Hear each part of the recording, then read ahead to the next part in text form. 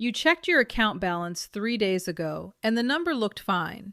Now you're checking again, and somehow, several $100s have vanished. You haven't made any big purchases. You haven't done anything irresponsible. You paid your bills, bought groceries, maybe grabbed lunch a few times.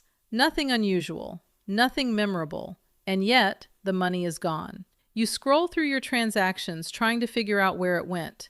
$47 here, $23 there, $18 for something you've already forgotten, $12, $14, $31, each transaction meaningless on its own, but together they've drained your account before the month is halfway done. This is the spending pattern that destroys more financial progress than any single bad decision ever could. Not the big purchases. Those are obvious, easy to evaluate, hard to ignore. It's the small, forgettable spending that compounds invisibly until you're wondering why you can never seem to get ahead. Here's what makes this so frustrating. You're not being reckless. You're not living beyond your means in any dramatic way. You're just bleeding money through 1,000 tiny cuts you barely notice making. The solution isn't willpower. If willpower worked, you'd have fixed this already. What actually works is habits. Small, automatic behaviors that reduce spending without requiring constant decision-making. Habits that create friction where spending is easy and remove friction where saving is hard.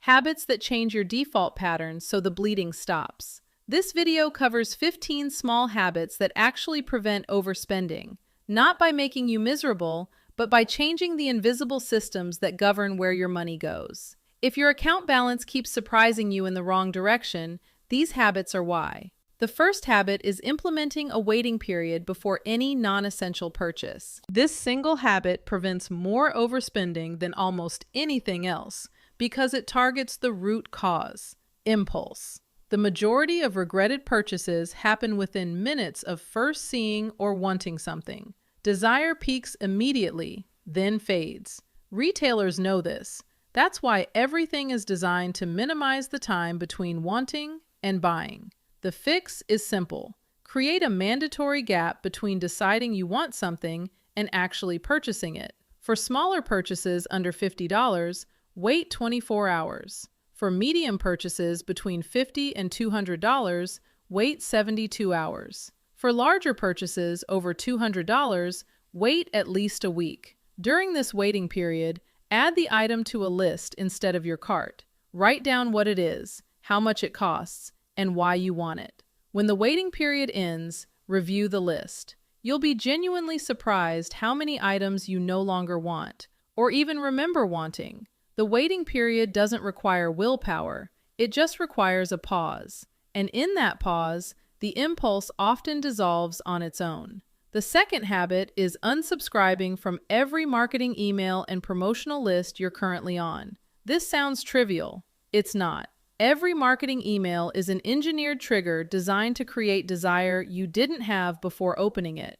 Limited time offers create urgency. Flash sales create scarcity. New arrivals create novelty. These aren't neutral information. They're psychological weapons deployed against your wallet. The average American receives over 100 promotional emails weekly. Each one is a small nudge toward spending money you weren't planning to spend on things you weren't thinking about until the email arrived. Spend 30 minutes unsubscribing from every promotional list. Use the unsubscribe link at the bottom of each email. For stubborn senders, mark as spam. Services like Unroll.me can help identify and mass unsubscribe from lists. Once you're off these lists, something interesting happens. You stop seeing deals. You stop learning about sales. You stop being reminded that products exist that you could be buying. The constant stimulation of manufactured desire simply disappears, and much of the spending it generated disappears with it. The third habit is deleting shopping apps from your phone. This is the mobile version of the previous habit, but arguably more important because your phone is always with you. Shopping apps are designed to minimize friction between desire and purchase. One-click buying, saved payment methods, personalized recommendations, push notifications about items you viewed. Every feature exists to make spending faster and easier. That frictionless experience is exactly the problem. The easier something is to do, the more often you'll do it without thinking. When buying something requires opening an app, browsing, adding to cart, entering payment info, and confirming, each step is a chance to reconsider. When buying requires a single thumb tap, reconsideration doesn't happen. Delete the apps, all of them. Amazon, Target, any retail apps, any fashion apps. If you genuinely need to order something, you can use the website through a browser. That extra friction, opening Safari, navigating to the site, logging in, creates space for consideration that the app deliberately eliminates. The fourth habit is using cash for discretionary spending categories.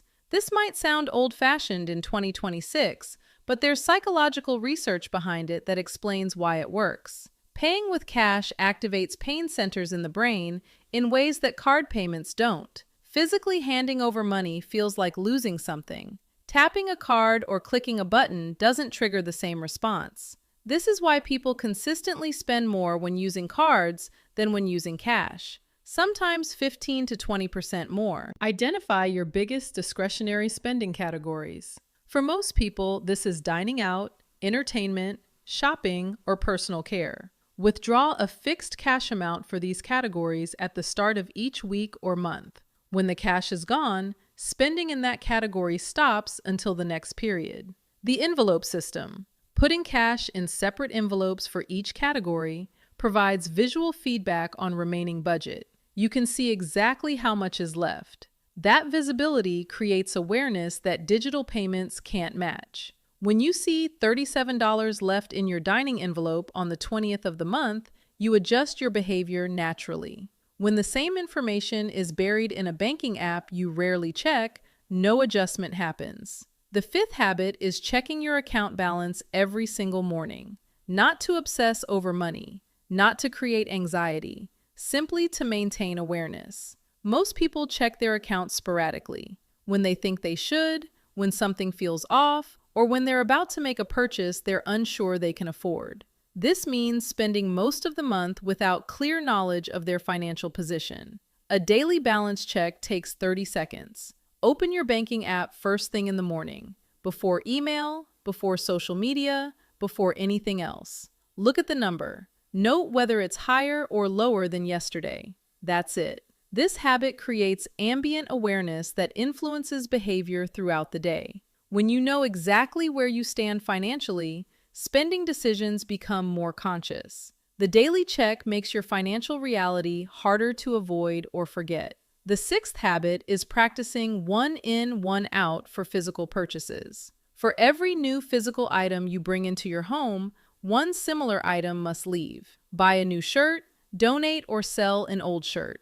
Buy new kitchen gadget, remove an existing one. No exceptions. This habit works on multiple levels. First, it creates friction before purchases. Knowing you'll have to part with something you already own makes acquiring new things feel costlier. Second, it forces you to consciously evaluate whether the new item is actually better than what you're replacing. Third, it prevents accumulation that eventually requires larger living spaces, storage solutions, and organizational products, all of which cost money. The requirement to remove something also surfaces how much you already have. When you realize you own 37 shirts and have to choose one to remove before buying a 38th, the purchase suddenly seems less necessary. The seventh habit is calculating cost per use before any significant purchase. This simple math reframes how you evaluate value and often inverts your initial instincts. Here's how it works. Estimate how many times you'll realistically use an item over its lifespan. Divide the purchase price by that number. The result is your cost per use. A $200 jacket worn twice costs $100 per use. A $400 jacket worn 100 times costs $4 per use. The cheaper jacket is actually the more expensive choice. This calculation often reveals that expensive items are cheap and cheap items are expensive. Quality basics you'll wear constantly are better investments than trendy pieces you'll wear rarely. Durable goods used daily cost less than disposable goods replaced repeatedly. Running this math before purchases changes which purchases you make. Items you'd have bought impulsively suddenly seem unjustifiable. Items you'd have skipped as too expensive suddenly seem reasonable. This targets the accumulation of cheap purchases that individually seem harmless but collectively drain accounts. Those $12 items that cost far more per use than occasional larger purchases of genuinely useful things. The eighth habit is making a specific list before any shopping trip and buying only what's on the list. Stores are designed to make you buy things you didn't plan to buy. Layout, placement, signage, sampling, every element is optimized to generate unplanned purchases. Walking into a store without a list means walking into an environment engineered to extract more money from you than you intended to spend. Before any shopping trip, write down exactly what you need. Be specific, not groceries, but milk, bread, eggs, chicken, broccoli. Review the list once for anything you might have forgotten. Then commit. You will buy only what's on this list. This seems obvious, but almost nobody does it consistently. The person who walks into Target for laundry detergent and walks out with laundry detergent plus candles, plus throw pillows, plus organizational bins, plus items from the dollar section is the rule, not the exception. The list creates a clear boundary between planned and unplanned spending. If you see something you want that's not on the list, write it down for next time. Apply the waiting period from habit 1. Often you'll forget about it before the next trip. The ninth habit is never shopping when emotional, whether positive or negative. Emotional states dramatically affect spending behavior. Sadness, stress, anxiety, and boredom all increase spending as people seek comfort or distraction through purchases. But positive emotions can be equally dangerous. Celebration, excitement, and feeling good about yourself all reduce inhibition and increase willingness to spend. The pattern is consistent. Strong emotions of any kind compromise financial decision-making. Retail therapy isn't therapy. It's a temporary distraction that creates financial problems which generate their own negative emotions, creating a cycle. Before making any non-essential purchase, check your emotional state. Are you feeling strong emotions right now? If yes, delay the purchase until you're in a more neutral state. The waiting period from habit 1 helps, but emotional awareness adds another layer. This is subtle but important. Spending often has nothing to do with the item being purchased. It's about managing feelings. Recognizing when you're reaching for a purchase to manage emotions lets you find alternative ways to address those feelings. The 10th habit is setting up separate accounts for different purposes. When all your money sits in one account, every dollar feels available for any purpose. The money earmarked mentally for rent is physically indistinguishable from money earmarked for entertainment.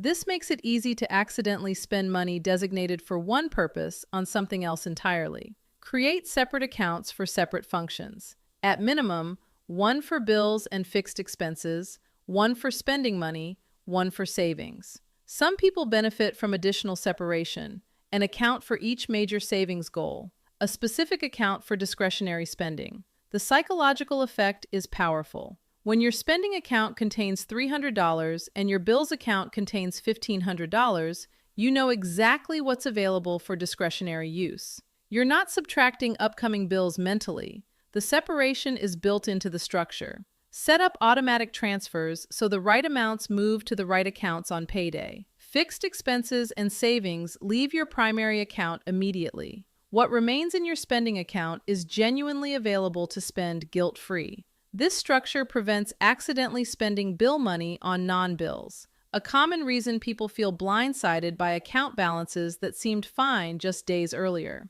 The 11th habit is conducting a monthly subscription audit. Subscriptions are designed to be forgotten. Companies know that friction to cancel is their friend. If they can get you subscribed and keep the charge low enough to avoid attention, many people will pay indefinitely for services they rarely or never use.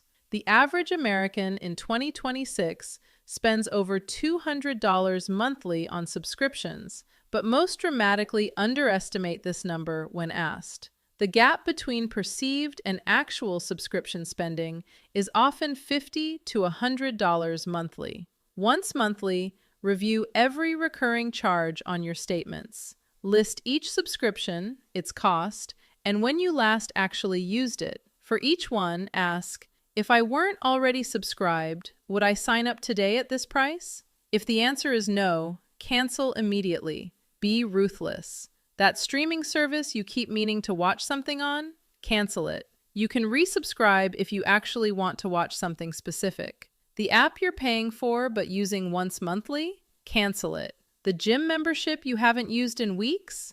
Cancel it. Subscriptions accumulate invisibly over time. Services raise prices. New subscriptions get added and forgotten. Without regular auditing, subscription creep slowly inflates your fixed expenses until flexibility disappears. This is one of the main reasons budgets fail. They're built once and assumed to remain accurate, while reality quietly changes underneath. The 12th habit is sleeping on any purchase over $100. The 24-hour waiting period from habit 1 applies to small purchases. For significant purchases, you need more time, specifically a night's sleep. Sleep does something remarkable to decision-making. Problems that seem urgent in the evening often feel different in the morning. Desires that felt compelling fade after rest. The psychological intensity around wanting something decreases dramatically after sleeping. This isn't metaphorical.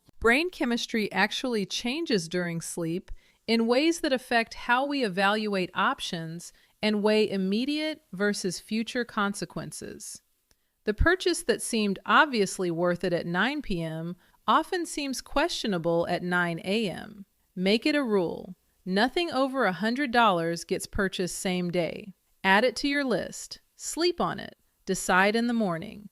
If you still want it after sleeping, it's more likely to be a considered decision rather than an impulse. The 13th habit is tracking every purchase for at least 1 month. Not forever. That's unsustainable for most people. But tracking everything for at least 1 month creates awareness that persists even after you stop tracking. Write down every single purchase, amount, what it was, why you bought it. Every coffee, every grocery trip, every subscription, every impulse buy. Use a notes app, a spreadsheet, or pen and paper, whatever you'll actually do consistently. At the end of the month, review the full list. Patterns will emerge that surprise you. You'll see categories where you spend far more than you realized. You'll find purchases you'd completely forgotten making. You'll notice emotional triggers, specific situations or feelings that consistently precede spending.